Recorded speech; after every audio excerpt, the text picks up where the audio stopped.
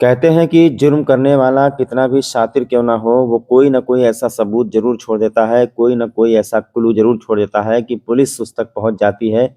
लेकिन यहाँ पर कत्ल करने वाला एक ऐसा शातिर अपराधी था, जिसने हज़ारों हॉलीवुड फ़िल्में देखी, हज़ारों तरीके से उसने सर्च किया, गूगल किया, सब कुछ किया और उसने कई तरीके अपनाए कि कैसे कत्ल करें कि पकड़े ना जाएँ। इतना सब कुछ करने के बाद एक कातिल ने एक ऐसे खौफनाक वारदात को अंजाम दिया। उसने अपनी पत्नी का कत्ल कर दिया और पत्नी का कत्ल करने के बाद जिस तरीके से उसने हॉलीवुड फ़िल्मों में देखा था, 6 पार्ट्स में उसको काटा और उसके 6 पार्ट अलग-अलग ज़िले में फेंके।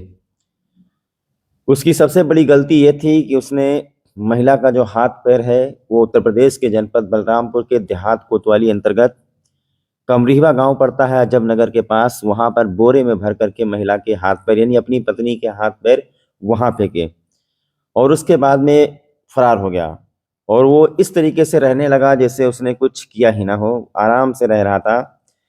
अब उत्तर प्रदेश की जनपद बलरामपुर की पुलिस को बहुत बड़ी चुनौती मिल गई। पुलिस के आगे सबसे बड़ा सवाल ये था कि ये महिला है कौन? और कैसे पता लगाया जाए कि ये महिला कहाँ की रहने वाली है? अगर एक बार महिला की शिनाख्त हो गई, तो पुलिस आसानी से कातिल तक पहुँच जाएगी। 6 अगस्त के बाद जनपद बलरामपुर की पुलिस एडिशनल जो वहाँ की जो सीओ हैं, एडिशनल एसपी हैं, जो पुलिस अधीक्षक हैं, उन्होंने एक एसआईटी टीम का गठन किया।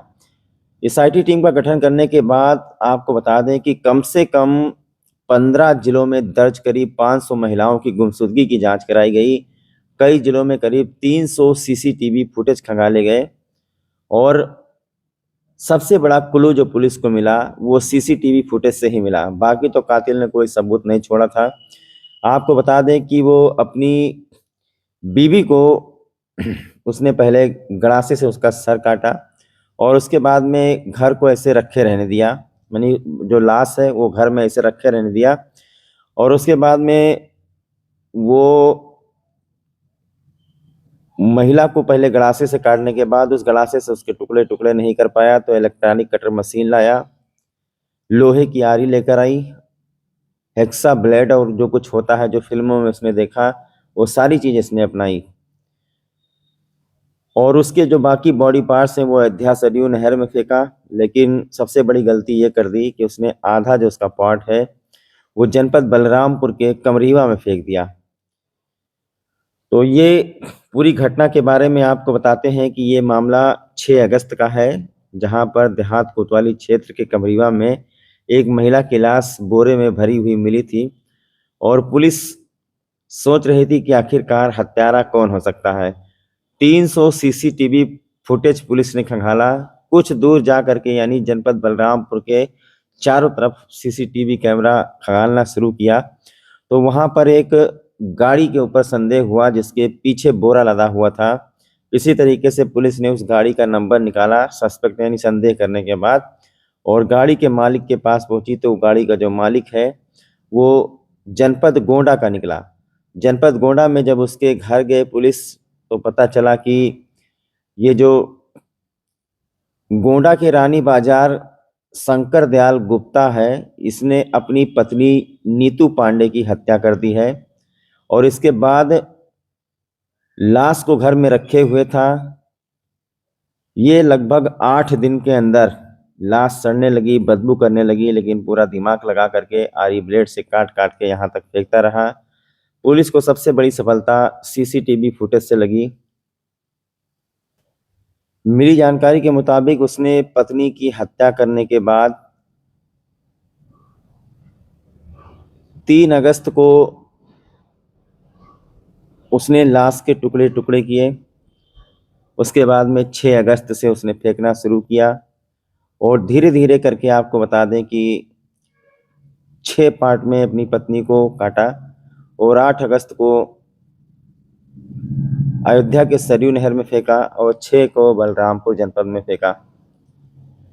उसकी सबसे बड़ी गलती यही थी कि जनपद बलरामपुर की पुलिस ने इस मामले को बहुत ही गंभीरता से लिया।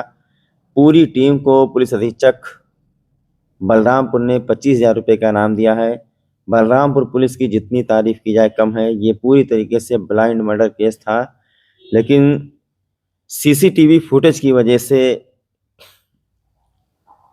वो पकड़ा गया। लेकिन सीसीटीवी फुटेज गांव में नहीं, बस ये इसीलिए तो पुलिस की तारीफ करनी होगी कि कैमरा किसी गांव में नहीं लगा था, बल्कि ये पूरी टीम की मेहनत है कि हर तरीके से हर चौराहे पर हर जगह कैमरा चेक किया गया।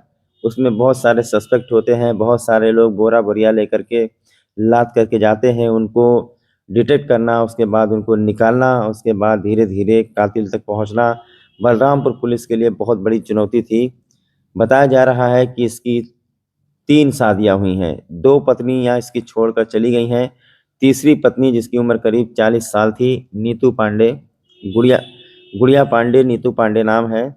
ये कुछ पैसों को लेकर के विवाद चल रहा था, पैसा मांग रही थी और पैसा मांगने के चक्कर में ही, या फिर ऐसा हो सकता है कि अवैध संबंधों के शक में एक पति ने इतनी बेरहमी से अपने पत्नी की हत्या की, और हत्या करने का जो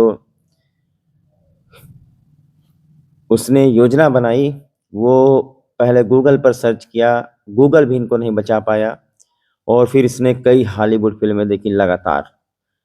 वो पत्नी के साथ बैठ करके हॉलीवुड फिल्में देखता था कि कैसे कत्ल करें, कैसे एक एक टुकड़े को छुपाएं। लेकिन शायद उसको ये नहीं पता कि उत्तर प्रदेश में अब पहले जैसा उत्तर प्रदेश नहीं रहा है। हर जगह गली चौराहों में, यहाँ तक कि बहुत सारे लोगों ने सीसीटीवी लगवा लिए हैं, और सीसीटीवी के माध्यम से ही पुलिस कातिल तक पहुंच सकी।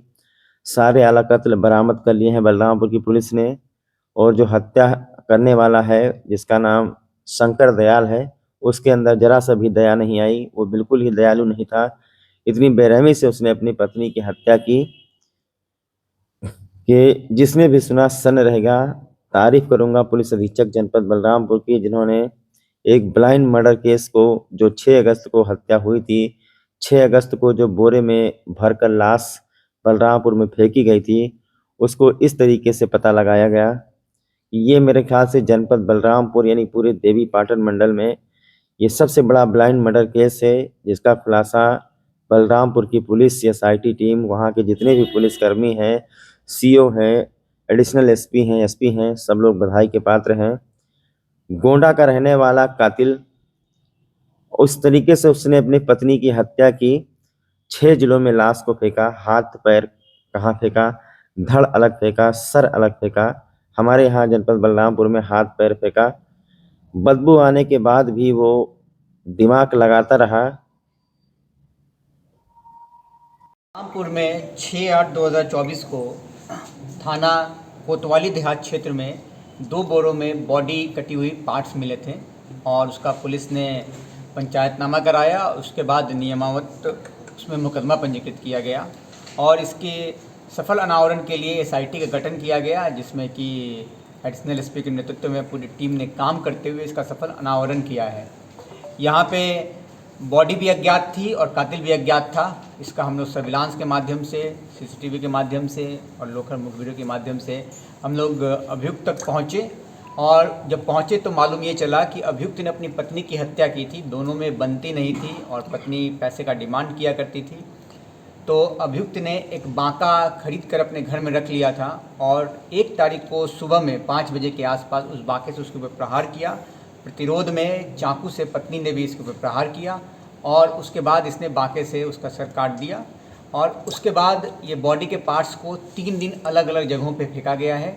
सबसे पहले 3 तारीख को सर और हथेली, दोनों हाथों की हथेली को सरयू नदी में अयोध्या के पास फेंका गया। फिर 6 तारीख को इसने जो हमें बॉडी पार्ट्स यहाँ मिले वहाँ फेंका गया। फिर 7 तारीख को बचे हुए बॉडी पार्ट्स को फिर से अयोध्या के पास फेंका गया है। और जो पूछताछ में तथ्य सामने आया है कि इसको बॉडी पार्ट्स मर्डर करने के बाद साक्ष्य छुपाने के उद्देश्य से ये बॉडी पार्ट्स फेंके गए, और बॉडी पार्ट्स को ऐसे फेंकने का आइडिया इसको हॉलीवुड के मूवी से मिला था। और इसने बॉडी को काटने के लिए जो ड्रिलर मशीन है, उसके बाद आड़ी है, ये सब का परचेज़ किया, और परचेज़ करने के बाद बॉडी को काटा और बोरे में पैक करके फेंका।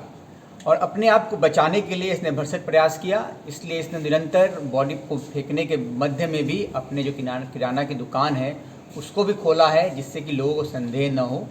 और मृतका के मोबाइल भी इसने फेंके हैं, जो पुलिस ने बरामद किए हैं। तो इस पूरे प्रकरण में हमने सभी साक्ष्य इकट्ठा कर लिए हैं, और जो पुलिस ने इसमें बरामद किया है उसमें इसकी मोटरसाइकिल जिससे बॉडी पार्ट्स फेंका गया वो, मृतक का मोबाइल, घटना में जो भी आला कत्ल के समान प्रयोग में लाए गए हैं वो भी, और साथ में जो एविडेंस मिटाने के लिए, साक्ष्य मिटाने के लिए बॉडी को काटा गया है वो सभी हथियार पुलिस ने बरामद किए हैं। और इस कार्य को करने में पूरी पुलिस टीम ने काफ़ी अच्छा मेहनत किया है और इसके लिए मैं पूरी पुलिस टीम को 25,000 रुपये के इनाम की घोषणा करता हूं और पुलिस टीम को और बड़े इनाम के लिए मैं संस्तुति करके उच्च अधिकारियों को प्रेषित करूंगा।